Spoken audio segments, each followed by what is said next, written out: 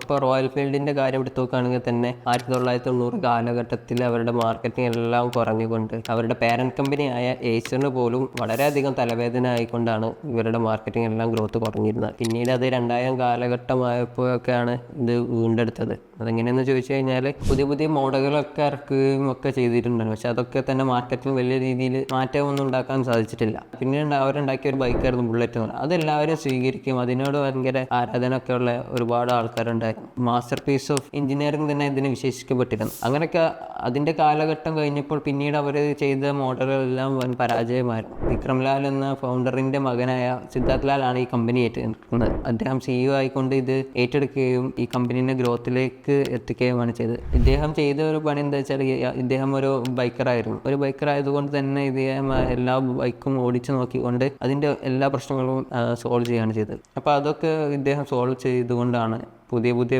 മോഡലുകൾക്ക് അത് മാർക്കറ്റിൽ വൻ തോതിൽ എന്ത് ചെയ്തിട്ടുണ്ട്, ഗ്രോത്ത് ഉണ്ടാക്കാൻ സാധിച്ചിട്ടുണ്ട്. അങ്ങനെയാണ് ഇവർ 2000 കാലഘട്ടത്തിൽ ഇത് മാർക്കറ്റിങ്ങിൽ എത്തിയത്. ഇപ്പോൾ നോക്കുകയാണെങ്കിൽ തന്നെ ഇൻസ്റ്റഗ്രാമിലും അവരുടെ നോക്കുകയാണെങ്കിൽ തന്നെ അവരുടെ പേജിലൊക്കെ റോയൽ എൻഫീൽഡ് പേജിലൊക്കെ നോക്കാം, അവരുടെ ആഡൊക്കെ കണ്ടാൽ തന്നെ നമുക്ക് തന്നെ എന്ത് ചെയ്യുള്ളൂ, അതിലേക്ക് നോക്കിയിരിക്കാൻ തോന്നും. അപ്പോൾ അത്രക്കും യുവത്വത്തിനെ ഫോക്കസ് ചെയ്തിട്ടും ട്രാവലേഴ്സിനൊക്കെ മെയിൻലി ഫോക്കസ് ചെയ്തിട്ടുണ്ട് അവരുടെ ആഡ്സൊക്കെ. അത്രത്തോളം ഇമ്പോർട്ടൻസ് ആണ് ബ്രാൻഡിങ്ങിനും മാർക്കറ്റിങ്ങിലും ഒക്കെ ഉണ്ടെന്ന് പറയാൻ.